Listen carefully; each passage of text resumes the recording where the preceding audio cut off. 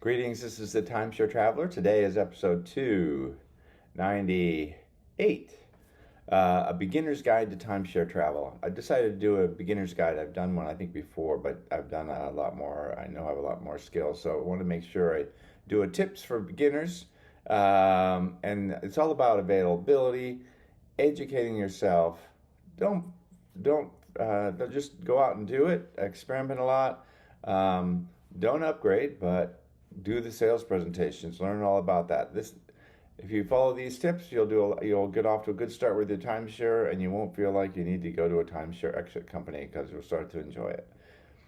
Without further ado, let me jump in. At the end, I'll tell you a little bit about my channel.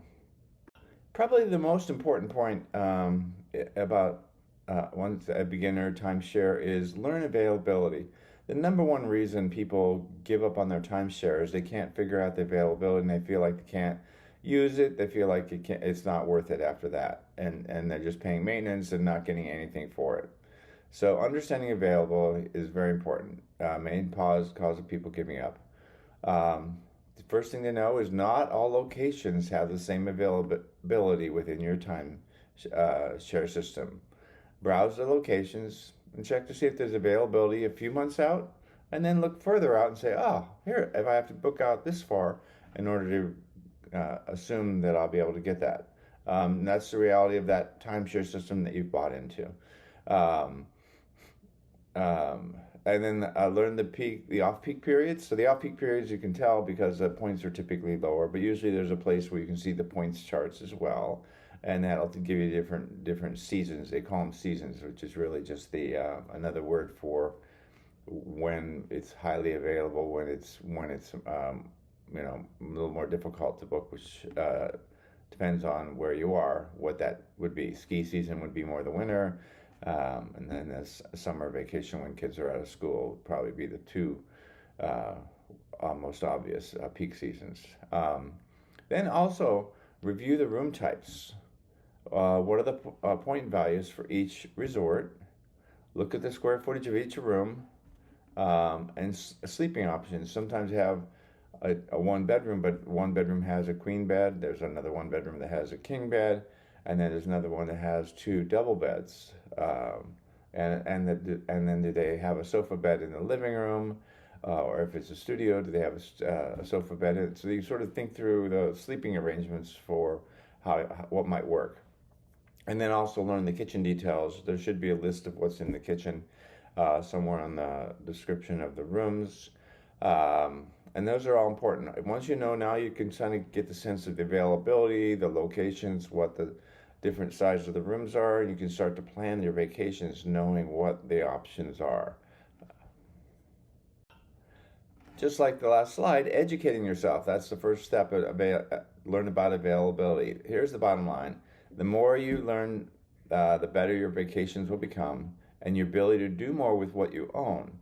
And again, that'll build more confidence and it'll actually give you more opportunities to do stuff, and you'll feel like you're getting money for the investment that you made. Most important, learn the website. Find out where the specials are located. There's always specials. Every timeshare has it. Sometimes it's just off peak, but sometimes they have specials.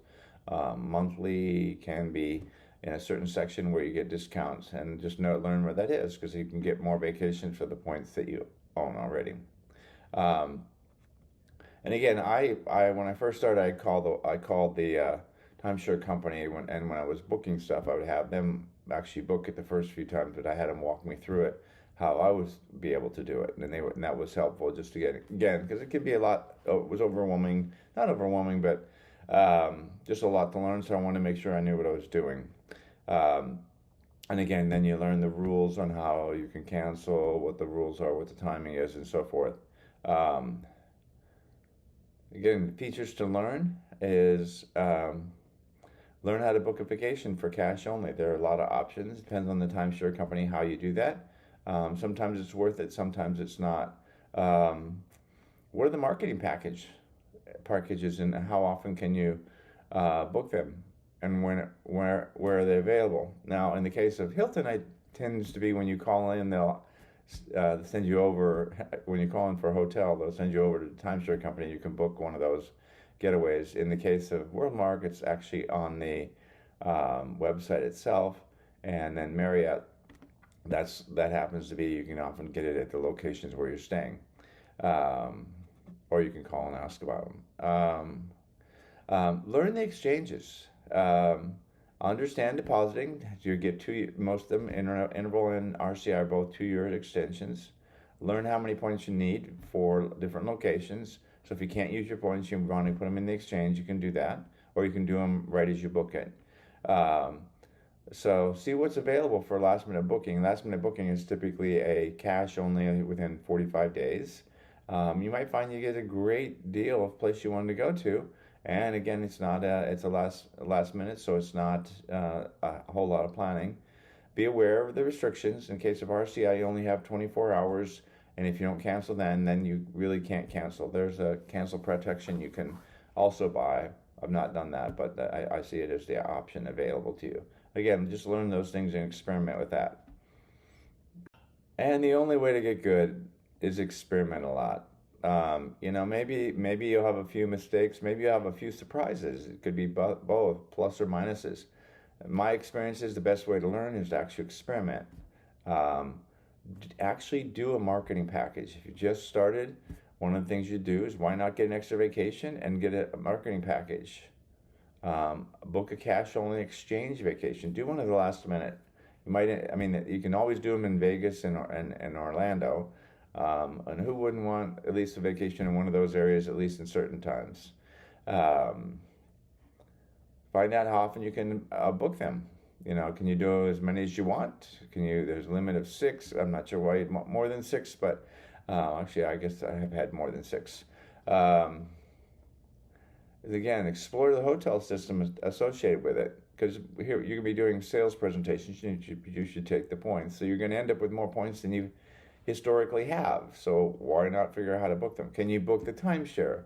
How many points does it take? Is it worth it? Or was this really something you can use for weekend getaways or hotel stays?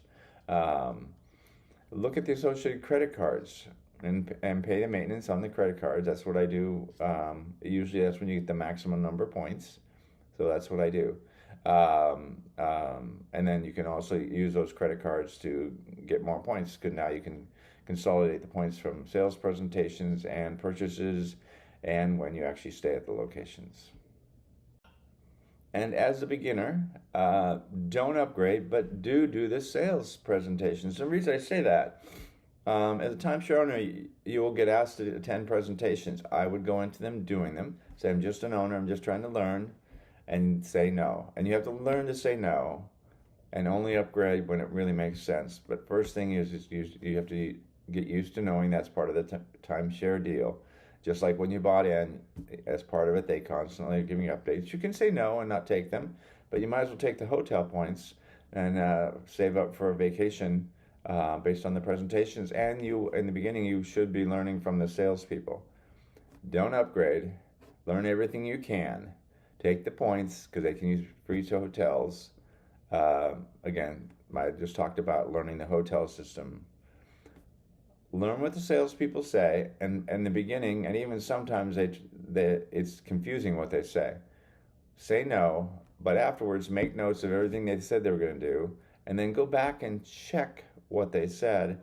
How true is it? How hard is it? How easy is it to do that? Sometimes they don't quite make it sound. It may make it sound way too easy, and it's not complex, and it's actually a bad idea for you. It might be a good idea for you. Join the timeshare user group. Timeshare user group is tug.net. You can post and ask questions. And again, try to do what the salespeople tell you to. It is possible. And you may find it's not worth it. And you may find, oh, that was actually a good piece of information. And the timeshare people do stretch the truth. So you just want to be aware of that. I hope this sort of short tips was good. Hope you liked the video. Don't forget to like, and don't forget to subscribe if you haven't. Tons of videos to watch on this channel. And now I'll tell you a little bit about my channel. Hi, this is Cliff, and I'm the Timeshare Traveler. Welcome to my channel. The purpose of my channel is to educate those who love traveling in timeshares. I've been an owner for 15 plus years timeshare ownership. I have elite ownership with Marriott, Hilton, and Worldmark. I have published over 100 timeshare video reviews, and I've published over 95 timeshare tips. I can be found on Facebook at Timeshare Trav, at Twitter Timeshare Trav, and on the web at www.timesharetraveler.com.